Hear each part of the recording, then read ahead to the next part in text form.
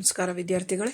ಇವತ್ತಿನ ಈ ಸೆಷನ್ನಲ್ಲಿ ನಾನು ಪ್ರಥಮ ವರ್ಷದ BA ವಿದ್ಯಾರ್ಥಿಗಳಿಗೆ ಇತಿಹಾಸ ಪತ್ರಿಕೆ ಪ್ರಾಚೀನ ಭಾರತದ ಇತಿಹಾಸ ಈ ಪತ್ರಿಕೆಗೆ ಸಂಬಂಧಪಟ್ಟಂತೆ ಸೆಷನ್ ನಂಬರ್ 38 ಕಲಾ ಪ್ರೋತ್ಸಾಹಕನಾಗಿ ಕನಿಷ್ಕ ಗಾಂಧಾರ ಕಲೆಯನ್ನು ಯಾವ ರೀತಿಯಲ್ಲಿ ಪೋಷಿಸಿ ಬೆಳೆಸ್ದ, ಗಾಂಧಾರ ಕಲೆ ಅಂದರೆ ಏನು, ಅದು ಯಾವ ಪ್ರದೇಶದಲ್ಲಿ ಬೆಳೆದು ಬಂದಂಥದ್ದು, ಅದರ ಲಕ್ಷಣಗಳೇನು, ಈ ವಿಚಾರವಾಗಿ ನಿಮ್ಮ ಬಳಿಯಲ್ಲಿ ನಾನು ಅಭಿಪ್ರಾಯಗಳನ್ನು ಹಾಗೂ ನನ್ನ ಈ ಸೆಷನನ್ನು ಹಂಚಿಕೊಳ್ಳೋದಕ್ಕೆ ನಾನು ಬಯಸ್ತೇನೆ. ಮೊದಲನೇದಾಗಿ ಗಾಂಧಾರ ಕಲೆ. ಏನಿದು ಗಾಂಧಾರ ಕಲೆ ಅಂತಂದರೆ, ಈ ಗಾಂಧಾರ ಕಲೆ ಕ್ರಿಸ್ತಪೂರ್ವ 1ನೇ ಶತಮಾನದಿಂದ ಕ್ರಿಸ್ತಶಕ 5ನೇ ಶತಮಾನದವರೆಗೆ ಗಾಂಧಾರ ಪ್ರದೇಶದಲ್ಲಿ ಬೆಳೆದು ಬಂದಂತಹ ಒಂದು ಕಲಾ ಪ್ರಕಾರ. ಗಾಂಧಾರ ಅನ್ನುವಂಥದ್ದು ಈಗಲೂ ಇದೆಯಾ ಆ ಹೆಸರು ಅಂತ ನೋಡೋಕೆ ಈಗ ಆ ಪ್ರದೇಶಕ್ಕೆ ಗಾಂಧಾರ ಅನ್ನುವಂತಹ ಒಂದು ಹೆಸರು ಇಲ್ಲ.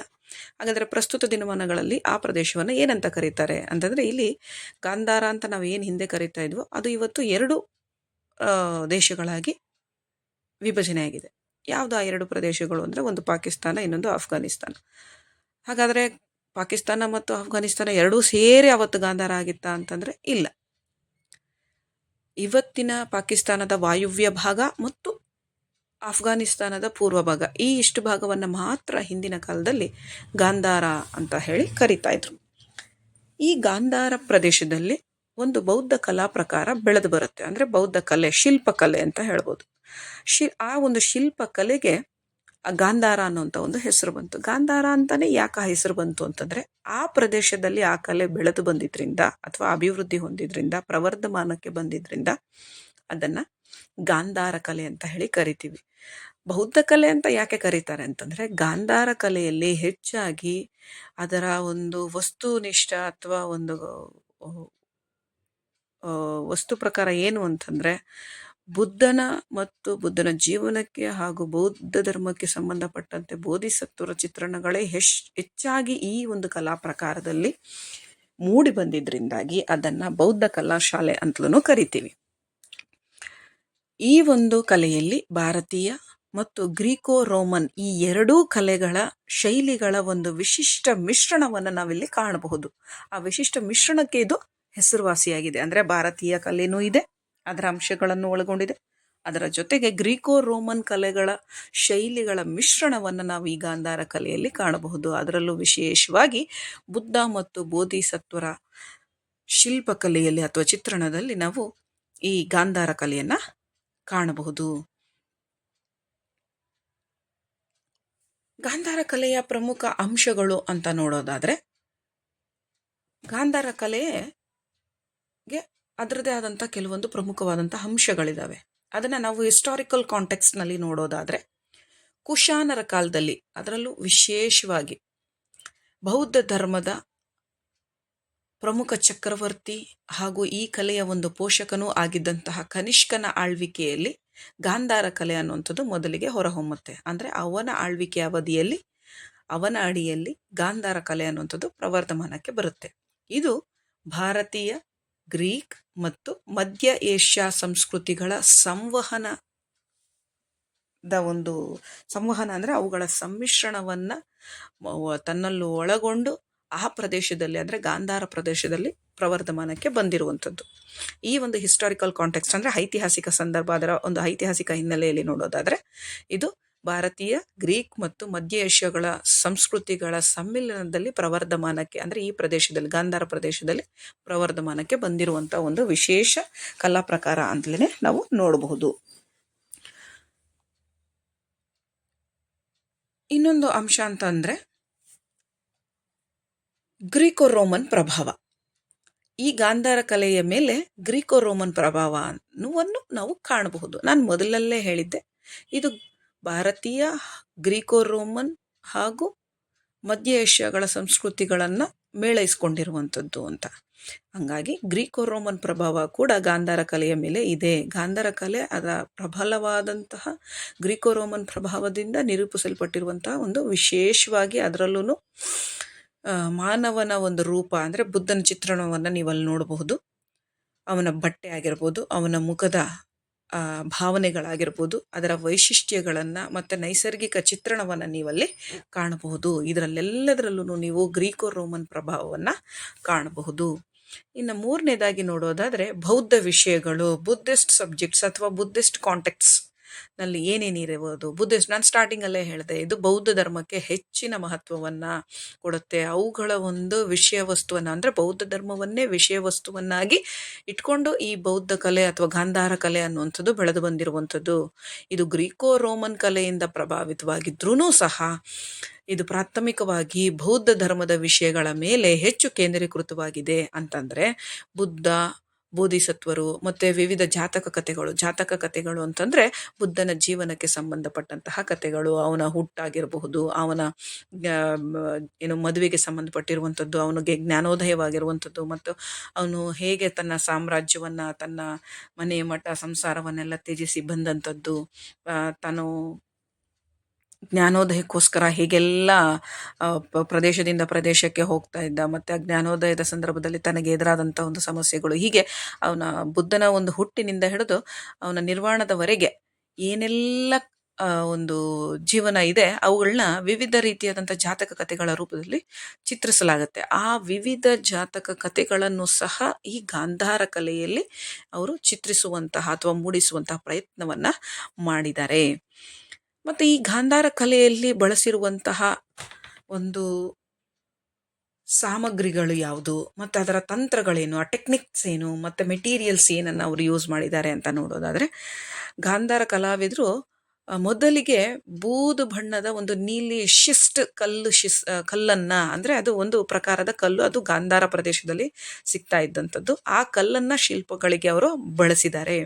ಬೂದು ಬಣ್ಣದ, ನೋಡಿ ಅಲ್ಲಿ ನೀವು ಆ ಚಿತ್ರಗಳನ್ನು ನೋಡಿದಾಗ್ಲೇನೆ ನಿಮಗೆ ಗೊತ್ತಾಗುತ್ತೆ ಅದು ಯಾವ ಬಣ್ಣದ ಕಲ್ಲುಗಳನ್ನ ಅವರು ಬಳಸಿದ್ದಾರೆ ಅಂತ.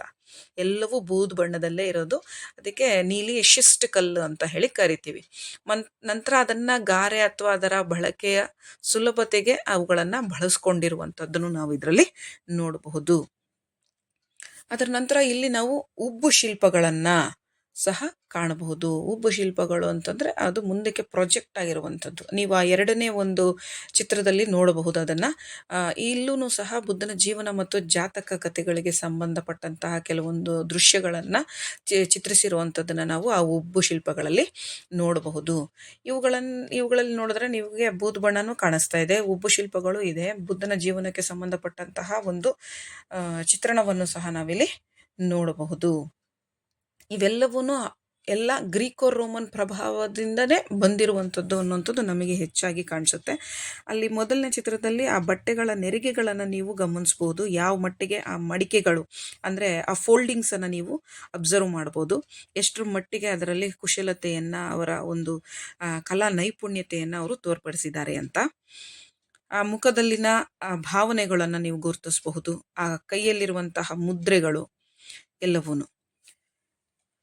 ಇನ್ನು ಮುಂದುವರೆದು ನಾವು ಈ ಗಾಂಧಾರ ಕಲೆಯ ಒಂದು ಪ್ರಮುಖ ಲಕ್ಷಣಗಳು ಅಂತ ನೋಡೋದಾದ್ರೆ, ಫೀಚರ್ಸ್ ಆಫ್ ಗಾಂಧಾರ ಆರ್ಟ್ ಏನಿದೆ ಅಂತಂದ್ರೆ, ಮೊದಲಿಗೆ ಅಲೆಯಂತೆ ಕಾಣುವ ಕೂದಲುಗಳು ಮತ್ತು ಸ್ನಾಯುವಿನ ದೇಹ ಮತ್ತು ಕರುಣಾಳು ಅಭಿವ್ಯಕ್ತಿಯೊಂದಿಗೆ ಬುದ್ಧನ ನೈಸರ್ಗಿಕ ಚಿತ್ರಣ ಅಂತ ಹೇಳಿಕೊಟ್ಟಿದೆ.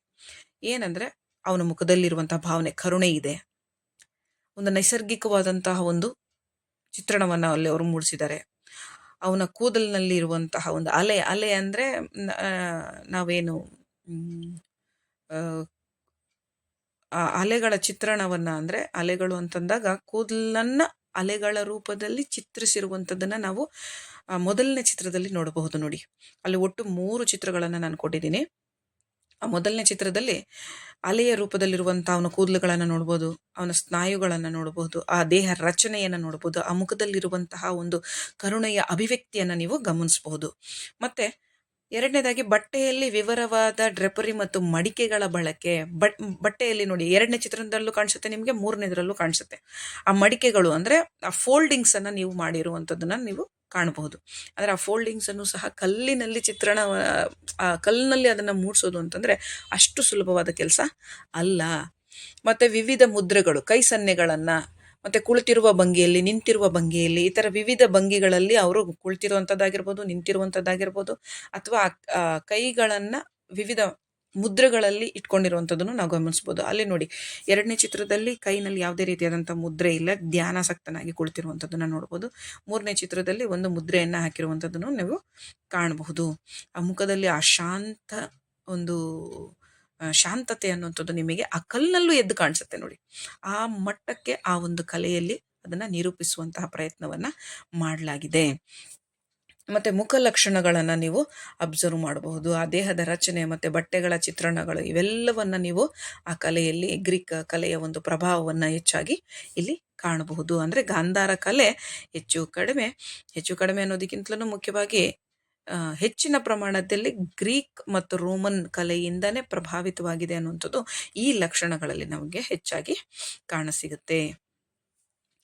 ಇನ್ನು ಈ ಗಾಂಧಾರ ಕಲೆಯ ಒಂದು ಪ್ರಾಮುಖ್ಯತೆ ಅಂತ ನೋಡೋದಾದರೆ, ಮೊದಲಿಗೆ ಸಂಸ್ಕೃತಿಗಳ ಒಂದು ಮಿಶ್ರಣವನ್ನು ನೋಡಬಹುದು. ಮಿಕ್ಸ್ಚರ್ ಆಫ್ ಕಲ್ಚರ್ ಅಂದರೆ ವಿವಿಧ ಸಂಸ್ಕೃತಿಗಳ ಮಿಶ್ರಣ ಅಂತಲೇ ಹೇಳಬಹುದು. ಅಂತಹ ಮಿಶ್ರಣ ಏನು ಅಂತಂದರೆ, ಇಲ್ಲಿ ಪ್ರಾಚೀನ ಕಾಲದಲ್ಲಿ ಸಂಭವಿಸಿದಂತಹ ಸಾಂಸ್ಕೃತಿಕ ವಿನಿಮಯ ಮತ್ತು ಸಂಶ್ಲೇಷಣೆಗೆ ಕಾರಣವಾಗಿದೆ ಅಂತಲೇ ಹೇಳ್ತೀವಿ. ಅದು ಹೇಗೆ, ಯಾವ ಸಂಸ್ಕೃತಿಗಳ ಮಿಶ್ರಣ ಅಂದರೆ ಗ್ರೀಕೋ ರೋಮನ್ ಆಗಿರ್ಬೋದು, ಮಧ್ಯ ಏಷ್ಯಾ ಆಗಿರ್ಬೋದು, ಮತ್ತು ಭಾರತ, ಇವುಗಳು ಎಲ್ಲದರ ಒಂದು ಮಿಶ್ರಣವನ್ನು ನಾವಿಲ್ಲಿ ನೋಡ್ತೀವಿ. ಗಾಂಧಾರ ಕಲೆ ಕೇವಲ ಭಾರತೀಯ ಮಾತ್ರ ಅಲ್ಲ, ಗ್ರೀಕೋ ರೋಮನ್ ಹಾಗೂ ಮಧ್ಯ ಏಷ್ಯಾದ ಒಂದು ಕಲೆಗಳ ಮಿಶ್ರಣಕ್ಕೆ ಸಾಕ್ಷಿಯಾಗಿದೆ ಅಂತಲೇ ನಾವು ಹೇಳಬಹುದು. ಇನ್ನು ಎರಡನೇದಾಗಿ ಬೌದ್ಧ ಕಲೆಯ ಮೇಲೆ ಪ್ರಭಾವ ಬೀರಿರುವಂಥದ್ದು. ಈ ಗಾಂಧಾರ ಕಲೆ ಬೌದ್ಧ ಕಲೆಯ ಮೇಲೆ ಪ್ರಭಾವ ಬೀರಿದೆ ಅಂತಂದರೆ, ಗಾಂಧಾರ ಕಲೆ ಏಷ್ಯಾದ ಇತರ ಭಾಗಗಳಲ್ಲಿ ಇದ್ದಂತಹ ಬೌದ್ಧ ಕಲೆಯ ಬೆಳವಣಿಗೆಯ ಮೇಲೆ ಒಂದು ಗಮನಾರ್ಹವಾದಂತಹ ಪ್ರಭಾವವನ್ನು ಬೀರಿದೆ ಅಂತಲೇ ಹೇಳ್ಬೋದು. ಗಾಂಧಾರ ಕಲೆ ಅನ್ನುವಂಥದ್ದು ಒಂದು ಕಲಾ ಪ್ರಕಾರವಾಗಿದ್ರೂ ಅದರಲ್ಲಿ ಪ್ರಮುಖವಾಗಿ ಬೌದ್ಧ ಧರ್ಮಕ್ಕೆ ಸಂಬಂಧಪಟ್ಟಂತಹ ಒಂದು ವಸ್ತು ವಿಷಯವಾಗಿಯೇ ಶಿಲ್ಪಕಲೆ ಮೂಡಿ ಬಂದಿದ್ದರಿಂದ ಇದು ಹೆಚ್ಚಾಗಿ ಬೌದ್ಧ ಕಲೆ ಅಂತಲೇ ಗುರುತಿಸ್ಕೊಂಡಿದೆ. ಸೊ ಹಾಗಾಗಿ ಗಾಂಧಾರ ಕಲೆ ಅನ್ನುವಂಥದ್ದು ಬೌದ್ಧ ಕಲೆಯ ಮೇಲೆ ಹೆಚ್ಚು ಪ್ರಭಾವಿತವಾಗಿದೆ ಅಥವಾ ಪ್ರಭಾವ ಬೀರಿದೆ ಅಂತಲೇ ಹೇಳ್ಬೋದು. ಇನ್ನು ಮೂರನೇದಾಗಿ ಸಾಂಸ್ಕೃತಿಕ ವಿನಿಮಯ ಅಂತಂದರೆ ಸಂಸ್ಕೃತಿಗಳ ಒಂದು ವಿನಿಮಯ ಮಾಡಿಕೊಂಡಿರುವಂಥದ್ದು. ನಮ್ಮ ಸಂಸ್ಕೃತಿ ಬೇರೆ ರಾಷ್ಟ್ರಗಳಿಗೆ ಅಥವಾ ಬೇರೆ ರಾಷ್ಟ್ರಗಳ ಸಂಸ್ಕೃತಿ ನಮ್ಮ ಭಾರತದ ಜೊತೆಗೆ, ಹೀಗೆ ಒಂದಕ್ಕೊಂದು ವಿನಿಮಯವಾಗಿ ಸುಗಮಗೊಳಿಸ್ಕೊಂಡಿರುವಂತಹ ಒಂದು ಸನ್ನಿವೇಶವನ್ನು ನಾವಿಲ್ಲಿ ನೋಡಬಹುದು. ಯಾವ ರೀತಿಯಲ್ಲಿ ಅಂತಂದರೆ, ವ್ಯಾಪಾರ ಮಾರ್ಗಗಳಲ್ಲಿ ಈ ಪ್ರದೇಶದ ಸ್ಥಳ ಅಂತಂದರೆ ವ್ಯಾಪಾರ ಮಾರ್ಗವಾಗಿ, ಅಂದರೆ ನಾವು ಪ್ರಾಚೀನ ಭಾರತದಿಂದಲೂ ಗ್ರೀಕ್ ಮತ್ತು ರೋಮನ್ ಹಾಗೂ ಮಧ್ಯ ಏಷ್ಯಾಗಳ ಜೊತೆಗೆ ನಾವು ವ್ಯಾಪಾರ ಸಂಪರ್ಕವನ್ನು ಇಟ್ಕೊಂಡಿದ್ದೀವಿ. ಆ ವ್ಯಾಪಾರ ಸಂಪರ್ಕ ಕೇವಲ ವ್ಯಾಪಾರಕ್ಕೆ ಮಾತ್ರ ಸೀಮಿತವಾಗಿರದೆ ಈ ಎಲ್ಲ ಪ್ರದೇಶಗಳಲ್ಲಿ ಈ ಗಾಂಧಾರ ಕಲೆ ಅನ್ನುವಂಥದ್ದು ಬೆಳೆದು ಬರೋದ್ರ ಜೊತೆಗೆ ಅವುಗಳ ಒಂದು ಸಾಂಸ್ಕೃತಿಕ ವಿನಿಮಯ ಅನ್ನುವಂಥದ್ದು ಇಲ್ಲಿ ಆಗಲಿಕ್ಕೆ ಕಾರಣವಾಗಿದೆ. ಇದು ಗಾಂಧಾರ ಕಲೆಯಲ್ಲಿ ಕಂಡು ಬಂದಂತಹ ಒಂದು ಕಲಾತ್ಮಕ ಶೈಲಿಗಳ ವಿಶಿಷ್ಟ ಮಿಶ್ರಣಕ್ಕೆ ಕಾರಣವಾಗಿದೆ ಅಂತಲೇ ನಾವು ಹೇಳ್ಬೋದು. ಅಂತಂದರೆ ಈಗ ನಾವು ಫಾರ್ ಎಕ್ಸಾಂಪಲ್ ನೋಡೋದಾದರೆ, ಈಗ ನೋಡಿ ನಮ್ಮಲ್ಲಿ ವೆಸ್ಟರ್ನ್ ಕಲ್ಚರ್ ಅನ್ನುವಂಥದ್ದಿದೆ. ಮೊದಲಿಗೆ ಅವರು ಬ್ರಿಟಿಷರು ಅಥವಾ ಐರೋಪ್ಯರು ಬಂದಂಥದ್ದು ವ್ಯಾಪಾರಕ್ಕೆ ಅಂತ ವ್ಯಾಪಾರಕ್ಕೆ ಅಂತ ಇದ್ರೂ ಸಹ ನಂತರದಲ್ಲೇ ಅವ್ರು ನಮ್ಮನ್ನು ರಾಜಕೀಯವಾಗಿ ಆಳ್ವಿಕೆ ಮಾಡಿದ್ರು ಇವತ್ತು ನಮ್ಮಲ್ಲಿ ವೆಸ್ಟರ್ನ್ ಕಲ್ಚರ್ ಅನ್ನುವಂಥದ್ದು ಸಾಕಷ್ಟು ಸಮುದಾಯಗಳಲ್ಲಿ ವೆಸ್ಟರ್ನ್ ಕಲ್ಚರ್ ಇವತ್ತಿಗೂ ಕಂಡು ಬರುತ್ತೆ. ನಮ್ಮ ಭಾರತದಲ್ಲಿ ಕೆಲವೊಂದು ಪ್ರದೇಶಗಳಲ್ಲಿ ಆಲ್ಮೋಸ್ಟ್ ಆಲ್ ವೆಸ್ಟರ್ನ್ ಕಲ್ಚರನ್ನು ನೋಡ್ತೀವಿ. ಅದೇ ರೀತಿಯಲ್ಲಿ ನಮ್ಮ ಭಾರತೀಯ ಸಂಸ್ಕೃತಿಗೆ ಮಾರು ಹೋಗಿ ಎಷ್ಟೋ ಜನ ಐರೋಪ್ಯರಾಗಿರ್ಬೋದು ಅಥವಾ ಇತರೆ ವಿದೇಶಿಗರು ನಮ್ಮ ಭಾರತೀಯ ಸಂಸ್ಕೃತಿಯನ್ನು ಒಪ್ಪಿಕೊಂಡು ಎಷ್ಟೋ ಜನ ವಿದೇಶಿಯರು ಭಾರತಕ್ಕೆ ಬಂದು ನಮ್ಮ ಭಾರತೀಯ ಸಂಪ್ರದಾಯದ ಪ್ರಕಾರ ಇಲ್ಲಿನ ಒಂದು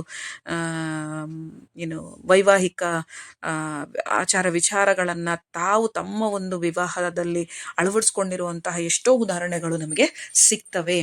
ಆ ರೀತಿಯಲ್ಲಿ ಅವತ್ತಿನ ಕಾಲದಲ್ಲೂ ಅಷ್ಟೇ ವ್ಯಾಪಾರಕ್ಕೆ ಅಂತ ಹೇಳಿ ಈ ಪ್ರದೇಶಗಳಲ್ಲಿ ಅವರು ವ್ಯಾಪಾರ ಮಾಡಿದ್ರು ಪರಸ್ಪರ ಅಲ್ಲಿನ ಸಂಸ್ಕೃತಿ ಇಲ್ಲಿನ ಸಂಸ್ಕೃತಿ ಅಲ್ಲಿ ಅಂದರೆ ಸಾಂಸ್ಕೃತಿಕ ವಿನಿಮಯ ಅನ್ನುವಂಥದ್ದು ಇಲ್ಲಿ ಕಲ್ಚರಲ್ ಎಕ್ಸ್ಚೇಂಜ್ ಅನ್ನುವಂಥದ್ದಾಗಿರುವಂಥದ್ದನ್ನು ನಾವು ಗಮನಿಸಬಹುದು. ಇವತ್ತಿಗೂ ನಮ್ಮಲ್ಲಿ ಈ ಕಲ್ಚರಲ್ ಎಕ್ಸ್ಚೇಂಜ್ ಅನ್ನುವಂಥದ್ದು ಪ್ರತಿದಿನ ಪ್ರತಿ ಕ್ಷಣ ನಡೀತಾನೆ ಇರುತ್ತೆ. ನಾವು ಅವರನ್ನು ಕಾಪಿ ಮಾಡ್ತೀವಿ, ನಮ್ಮದನ್ನು ಅವರು ಕಾಪಿ ಮಾಡುವಂಥದ್ದು ಇವತ್ತಿಗೂ ಇದೆ. ಆದರೆ ಇಡೀ ಪ್ರಪಂಚದಲ್ಲೇ ನಮ್ಮ ಸಂಸ್ಕೃತಿಗೆ ಅಂದರೆ ಭಾರತೀಯ ಸಂಸ್ಕೃತಿಗೆ ತನ್ನದೇ ಆದಂತಹ ವಿಶಿಷ್ಟ ಸ್ಥಾನವಿದೆ ಅಂತ ಹೇಳೋದಕ್ಕೆ ಇಷ್ಟಪಡ್ತೀನಿ.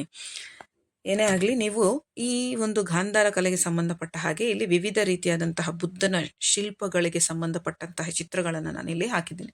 ನೀವು ನೋಡಬಹುದು ಎಷ್ಟು ರೀತಿಯಲ್ಲಿ ಅಂದರೆ ಗ್ರೀಕೋ ರೋಮನ್ ಪ್ರಭಾವ ಅನ್ನುವಂಥದ್ದು ಭಾರತೀಯ ಸಂಸ್ಕೃತಿಯ ಜೊತೆಗೆ ಅಥವಾ ಭಾರತೀಯ ಕಲೆಯ ಜೊತೆಗೆ ಮಿಶ್ರಣವಾಗಿ ವಿವಿಧ ರೀತಿಯಾದಂತಹ ಬೌದ್ಧ ಶಿಲ್ಪಕಲೆಗಳು ಹೊರಹೊಮ್ಮಿರುವಂಥದ್ದನ್ನು ನೀವು ನೋಡಬಹುದು.